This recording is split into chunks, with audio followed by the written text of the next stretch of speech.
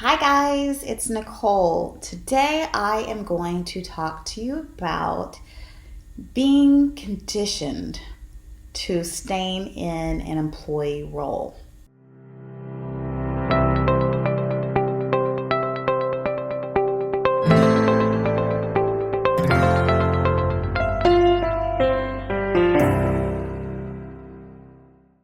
So it's a lot to unpack because I have been a nurse for 20 years, but early on in my career, I always knew deep down that I wanted to do something different and that I wasn't conditioned to be an employee. And it's taken me a while. I don't want to say 20 years, but it's taken me a good while to figure out exactly what it is about being a nurse that I didn't necessarily enjoy, and why when other nurses have this same feeling about wanting to be a business owner, that they are met with a lot of negativity from other nurses. So you're met with a lot of negativity from other nurses. Like, why would you even want to do anything different? Like, nursing, you're an angel. Why would you want to do something different? People have different personalities. People want to do different things, but are made to feel guilty. It's all about your patients. I understand our patients are very important, but so are we. We've got to take care of our mental, physical, and spiritual health as well. So when I thought about this video and the title of this video of being conditioned to stay an employee, I thought about all my years on the unit, working as a nurse and then working as a nurse practitioner in the clinic, and the expectations that your employers set and expect, and they don't want to let you go. And I can see from a business standpoint, obviously, if you go, they're going to have to replace you, yada, yada, yada. It's going to cost money. But it's something that we have in our society that, a lot of people think it's okay to be an employee, and which it is. I mean, I'm sorry, it is. But they think that's like the only way to go. And it's not. There are a lot of successful people who have their own businesses. There's a lot of successful business owners. And I just really don't know why it's so discouraged, not only in the nursing profession, but in society in general. Because, when you tell people you're going to start a business, you get looks from people like, why? And blah, blah, blah, and it's so unsteady, and you're not going to be getting a paycheck every week. And what about your retirement, your health, blah, blah, blah. They go on and on about all the reasons why it's horrible to work for your own. But there are a lot of benefits when it comes to working for yourself. So one of the things I was thinking of when I was thinking of making this video was when I was working for someone else and I have to ask for time off. And I always kind of thought that was weird. Years and years ago, I thought that was weird. And so this is probably the first clue that I was like, okay, I'm not really supposed to be an employee, because I don't really like asking people for time off to go do personal things that I want to do. It's my life, so I should be able to go do what I want to do. And it feels weird to go ask somebody else, being an adult, for permission to do that. But, so I know a lot of nurses work 12-hour shifts, and I know it's been difficult in 2020 with the pandemic going on and the whole issue surrounding that, working long hours, seeing a lot of death, not having enough PPE. So it's been very difficult this past year for nurses. I completely understand that. Nurses think about it all the time. I'm tired of working the 12-hour shifts, which last year could have easily turned into 16-hour shifts, 24-hour shifts. I don't know. I know a lot of my fellow nursing colleagues have been working long hours since the pandemic started. And the fact that, you don't necessarily get compensated for that. You don't get a raise, or in this instance, did anybody get any pandemic first responder relief? I'm not sure. I don't know anybody personally who has. Let me know if you have. I'd be interested in hearing if you have. A quote I came across that struck me as something that I wanted to share with you guys was that a salary is a bribe they give you to stop living your dreams. They meaning your employers. I mean, think about it. You stay in a place and it may be an awful place, but you put up with the BS because I'm getting paid next week and I've got bills to pay.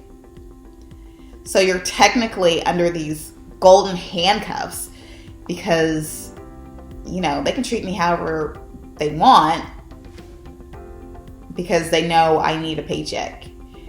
And you don't want to be in that position. You really don't. I've been in that position before, and I was able to break free. I'd had my income from my business, which up until that point I was working obviously after hours, after work when I could. So I had income coming in from there, and I didn't feel so bad about saying goodbye and leaving and breaking that bond, considering the fact that I was building somebody else's dream by bringing them all his revenue, bringing them patients and billing and everything else, but they couldn't honor a simple request from me. And I'm talking about my last position here. They couldn't honor a simple request from me because it didn't benefit them in any way, shape, or form in business. I was a float nurse practitioner, and I was in this position for over 4 years in the Houston area. So Houston's big. And I drove up to over an hour to work every day. I would be in different clinics. Sometimes I would be in 5 different clinics a week. Sometimes I'd have to work a 6 or 7 day stretch at a time. I wouldn't get out of work at a reasonable time sometimes. So if our clinic closed at 5 o'clock and if a patient came in at 4:59, I had to stay there. Work with some physicians that expected you to stay there because you're the nurse practitioner and they're the physician. And when I first started, it was great. I made good money and I was learning things and I was happy, but after a while I got really tired. And I just asked a simple request, can I just stay in one clinic? And they never let me. It was shot down every time I asked. The position, if they had an opening in another clinic, it would go to somebody else. Even though I was a great employee and they told me that and I got good reviews. But they liked me in that position. They liked me floating around the city, going to 15 different clinics, staying late, being in traffic for over an hour, not having a social life that much because I couldn't plan things because I didn't know when I was going to get out of work, right? And so after this, things got worse when my daughter was born and I need to be at daycare at a certain time to pick her up. And I needed to be close to home because I wanted to stay close to home for my daughter. That was too much for them. But, I was building their dreams and aspirations of being an employee and being a good employee instead of building my dreams and aspirations. So I just want to say, you'll put up with it for as long as you can. And then there's going to be a breaking point one day where you're just going to say, screw it. I want to go out and do my own thing.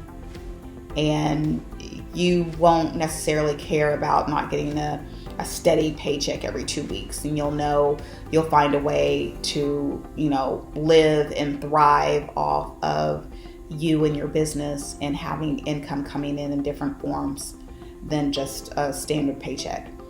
And I'll tell you guys out there who aren't interested in completely leaving your day job, but maybe you're interested in doing something on the side, I highly suggest it. I highly suggest it because I would not have had enough courage to go ahead and go had I not had extra income coming in from the side. So during the pandemic, when it hit, I was actually furloughed. But in the back of my head, earlier last year, I was thinking I'm going to leave sometime this year and I'm going to focus 100% on my business. Now it's turned into another business as well. But I said I'm going to completely 100% focus on my business. So I was actually furloughed a couple months prior to when I had initially had it planned in my head. So I'd lost a couple months of income because it had happened earlier. But that's okay. I said I've got backup because I had my income coming in from my side hustle at that time, which is now my full-time job. But I highly encourage, if you're not ready to completely step out 100% with your business, do something on the side and you'll feel much, much better having a couple $1,000s coming in a month when it comes time for you to finally cut ties and say goodbye to your employer. I don't want to be an employee anymore. I want to live my life the way I want to. I don't want to ask anybody for time off. I don't want to have any income caps on my income. I want to be able to work when I want and how I want. So there's a lot of benefits of working for yourself. And I just wanted to let everybody know that these employers, they do condition you to stay, but it's completely up to you to go ahead and just take that leap and break free so you can do your own thing. Okay? So I hope this is a little bit of inspiration for somebody out there. Let me know in the comments if you have any questions, comments, or anything. Please make sure to join our Facebook group on Career Changers. Check out my website. And last but not least, please like this video, subscribe, and share it with others. Thank you. Bye-bye.